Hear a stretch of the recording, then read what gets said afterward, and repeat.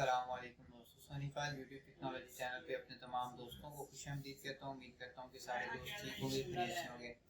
दोस्तों, आज एक वीडियो आपके सामने लेके आए जिसमें हम एसएमएस मार्केटिंग के दौरान जो हमें इश्यूज पेश आते हैं उनके बारे में बात करेंगे। तो अपनी वीडियो को स्टार्ट करने से पहले आपसे ये रिक्वेस्ट है, आप चैनल को सब्सक्राइब कर लें, साथ ही बेल आइकन पर जरूर क्लिक करें ताकि आने वाली नई वीडियो की अपडेट आपको नोटिफिकेशन में मिल सके। एसएमएस मार्केटिंग का ट्रेंड जो कि मार्केट में बहुत ज़्यादा आम हो चुका है, इसमें लोगों को कई किस्म के मसाइल पेश आ रहे हैं। सबसे पहले पीटीए की तरफ से जो सिम ब्लॉक हो जाती है उसका मसला है। उसके बाद जो मैसेज सेंड नहीं होते, एक ये भी इशू है। और लोग डिफरेंट सॉफ्टवेयर ले लेते हैं, वो डाउनलोड कर लेते हैं, क्रैक होता है, वो नहीं सॉफ्टवेयर चाहते। आपको सबसे पहले मैं ये रेकमेंड करूंगा कि सॉफ्टवेयर किसी अच्छा और रजिस्टर्ड कंपनी का लें। मैं ये नहीं कहता कि आप उससे परचेज करें, लेकिन जो भी परचेज करें किसी अच्छी रजिस्टर्ड कंपनी का आप सॉफ्टवेयर परचेज करें। और सॉफ्टवेयर की इंस्ट्रक्शन जो है वो लाजमी आप पहले चेक कर लें कि उसमें क्या क्या फीचर्स अवेलेबल हैं। अब पीटीए की तरफ से जो ऑब्जेक्शन उसमें लगती है वो क्यों लगती है? लेकिन जब हम पीटीए के रूल रेगुलेशन को फॉलो नहीं करेंगे तो फिर वो हमारे ऊपर ऑब्जेक्शन लगाएंगे, हमारी सिम को बंद कर देंगे। तो आपको मैं ये भी बताऊंगा कि कौन सा नेटवर्क जो है एसएमएस मार्केटिंग के लिए बेस्ट है, और आपको मैं ये भी बताऊंगा कि पीटीए सिम बंद क्यों करता है, उसकी क्या वजूहत हैं। देखिए, पीटीए ने हमें एक टारगेट दिया हुआ है कि आपने एक दिन में 3000 मैसेज करना है। तो हम क्या करते हैं कि उस टारगेट के अंदर का जो सिनेरियो है उसको नहीं देखते। हम जैसे 3000 को देखा, हम सेंड करना शुरू कर देते हैं, सिम बंद हो जाती है।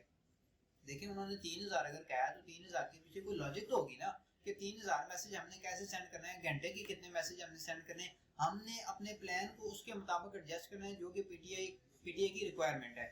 अगर हम पीटीए की रिक्वायरमेंट को फॉलो नहीं करेंगे तो सिम बंद हो जाएगी।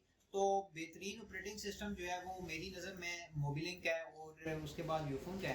तो ये दो ऑपरेटिंग सिस्टम जो है। अब इसके अलावा मैं आपको जो सिम ब्लॉकिंग का इशू है, सिम ब्लॉकिंग का सबसे बेहतरीन हल ये है कि आप सबसे पहले चेक करें कि आपके मैसेज की लेंथ क्या है। अगर आपके मैसेज की लेंथ ज़्यादा है तो आप अपना जो टाइम गैप है उसको उस हिसाब से एडजस्ट करें।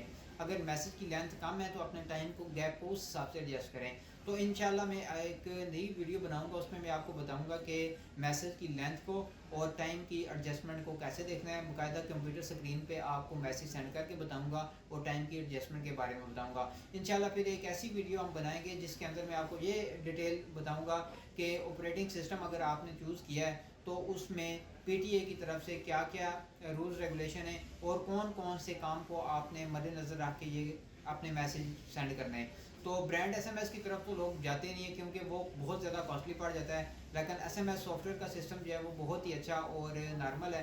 तो इसीलिए मेरी यही ऑब्जर्वेशन है कि आप तमाम दोस्त जो है एसएमएस मार्केटिंग करें बजाय इसके कि आप ब्रांड एसएमएस मार्केटिंग की तरफ जाएं। ब्रांड एसएमएस मार्केटिंग में आपको बहुत ज़्यादा मुश्किलात होंगे और आपका बजट भी जो है वो बहुत ज़्यादा इस पर वेस्ट होगा। तो कोशिश करें कि एसएमएस मार्केटिंग पे ही रहें, लेकिन एसएमएस मार्केटिंग के लिए जो रूल्स रेगुलेशन है पीटीए के उनको ज़रूर फॉलो करें ताकि आप सिम ब्लॉक होने से बच सके। इंशाल्लाह नेक्स्ट वीडियो में मैं आपको बताऊँगा कि किस तरह आप सॉफ्टवेयर के अंदर सेटिंग करके पीटीए से अपनी सिम ब्लॉक होने से बचा सकते हैं। उम्मीद है दोस्तों आज की ये वीडियो आपको पसंद आई होगी। मज़ीद अच्छी और नई वीडियो देखने के लिए चैनल को सब्सक्राइब करना मत भूलिएगा। Thanks for watching.